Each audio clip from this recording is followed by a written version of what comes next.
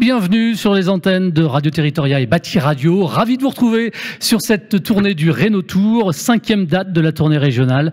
En attendant le forum Renault Days qui aura lieu les 7 et 8 octobre prochains, ce sera à Paris, porte de Versailles. Une tournée de 8 villes, étapes où nous faisons escale pour répondre à cette question centrale d'ailleurs et fil rouge. Comment accélérer la massification de la rénovation énergétique d'ampleur? Après Strasbourg, Lille, Nantes et Rennes, nous sommes aujourd'hui donc dans la capitale des Gaules. Nous sommes au cœur du quartier Lyon-Confluence, dans un ancien entrepôt des années 20, une ancienne usine à sucre. Nous sommes à la sucrière, réhabilitée, rénovée et sommes accueillis dans un lieu devenu central de la scène culturelle et événementielle lyonnaise.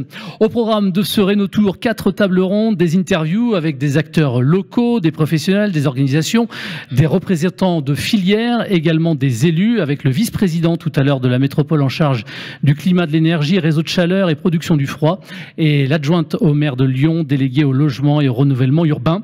Des temps d'échange également en public qui peut d'ailleurs s'applaudir, faites-le, voilà.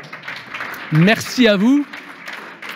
Merci de votre attention. D'ailleurs, j'en profite pour vous rappeler que vous pourrez directement interpeller les différents intervenants à l'issue de chacune des tables rondes. Jean-Philippe Guillon, bonjour. Vous êtes le directeur de Renault Days, mais aussi des salons Batimat, Interclimat et Idéobain. Jean-Philippe, peut-être une première question, tout simplement. Comment est né le Renault Tour? C'est quoi la genèse, finalement? La genèse du Renault Tour, c'est finalement le forum Renault Days dont on a organisé la première édition en septembre 2023. Donc le premier forum dédié à la rénovation énergétique du logement à l'époque.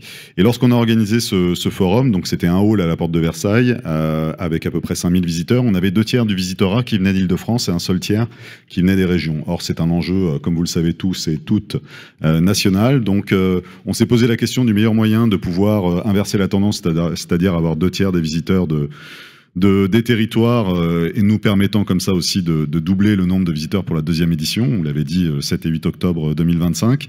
Donc on vise 10 000 visiteurs et pour pouvoir atteindre cet objectif, on pense que justement l'élan doit venir des territoires. Voilà pourquoi, pour faire connaître le forum, nous nous rendons donc dans 8 grandes villes et régions françaises afin justement de quelque part un peu délocaliser la partie contenu du forum, puisque la distinction entre un forum et un salon, c'est qu'on a autant d'espaces de contenu que d'exposition. Donc l'objectif était, alors là on n'a pas forcément fait venir des stands et développer la partie exposition. En revanche, on a amené 3 tables rondes dans le format que l'on retrouve sur le forum Renault Days, notamment lorsqu'on l'organise à Paris. Voilà, et exceptionnellement aujourd'hui, il y en aura même 4 tables rondes. Pourquoi cet intérêt justement pour la ville de Lyon et pour les 7 autres villes d'ailleurs de la tournée? Alors la ville de Lyon en particulier, puisque c'est la 2e ville la plus dynamique en termes de rénovation énergétique. Les données dont je dispose, discutables, puisque après tout dépend leur origine, mais les données dont je dispose parlent de 50 000 rénovations en 2024, desquelles un quart sont sur des logements sociaux. Donc déjà on est sur une volumétrie qui nous intéresse, d'essayer de comprendre comment ça s'est mis en place, et puis les dispositifs locaux. Aussi qui viennent bien souvent compléter les dispositifs nationaux. Donc on essaye aussi de comprendre pourquoi à Lyon il y a ce fonctionnement qui génère cette volumétrie.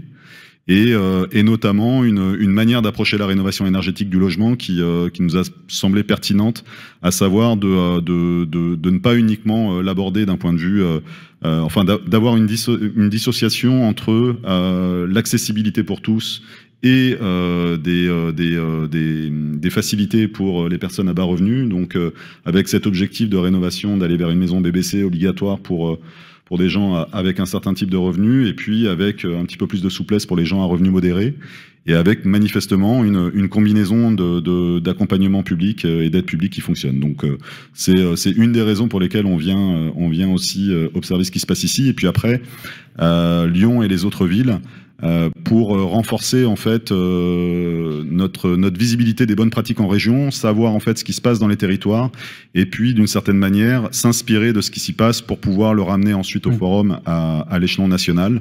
C'est une des raisons pour lesquelles d'ailleurs on aura une zone de contenu qui s'appelle Acteurs des territoires au forum, et on fera témoigner en fait les meilleures pratiques qu'on aura observées pendant la tournée. Alors c'est pas du speed dating, hein, on va pas sélectionner et donner des notes, mais par contre, dès qu'on va tomber sur une initiative qui nous paraît duplicable ailleurs au niveau national, on va essayer de justement inviter l'intervenant ou les intervenants et faire en sorte qu'ils puissent s'exprimer donc à un échelon national.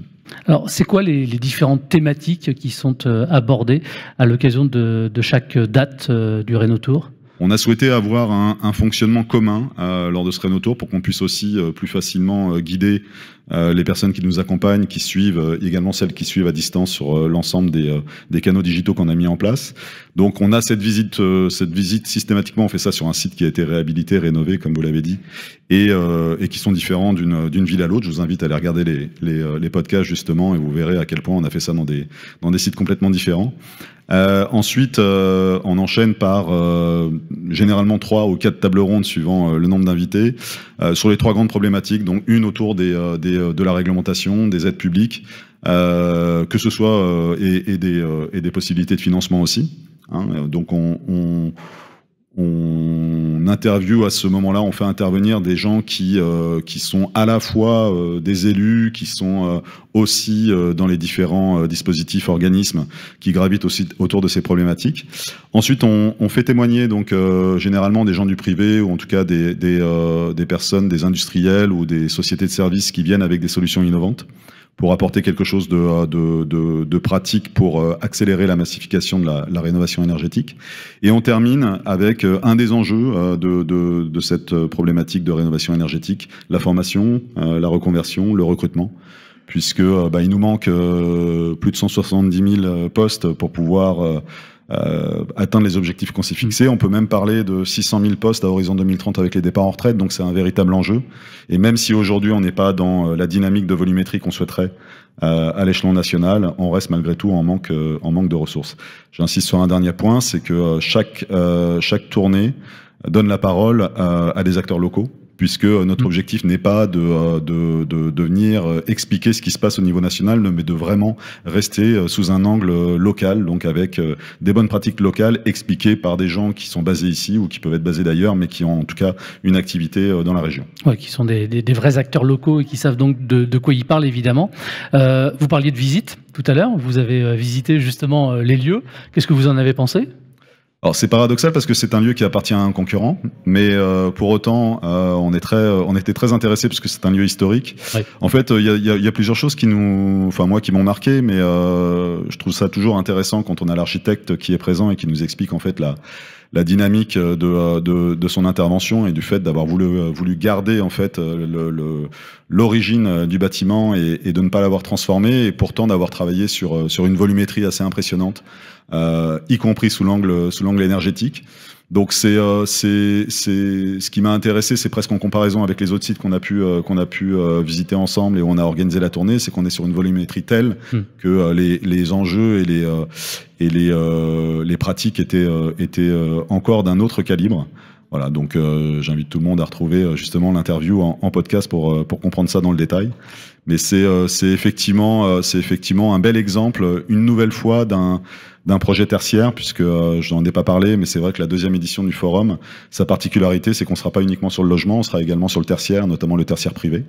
Donc voilà, ça nous permet aussi de voir à quoi on doit s'attendre quand on fait un projet de cette ampleur, c'est à la fois de remise en état et de développement, mais aussi sous l'angle énergétique. Merci beaucoup, Jean-Philippe, d'avoir répondu à mes questions. Bon Rénotour. Merci. Merci également à vous de nous avoir suivis. Le programme est disponible d'ailleurs comme tous les autres qui vont suivre dans un instant en replay sur les antennes de Bâti Radio et Radio Territoria. Même chose donc pour les tables rondes à venir. La première d'ailleurs est consacrée au contexte et enjeux locaux, réglementation, que ce soit au niveau institutionnel, politique locale et régionale. À tout de suite. Merci.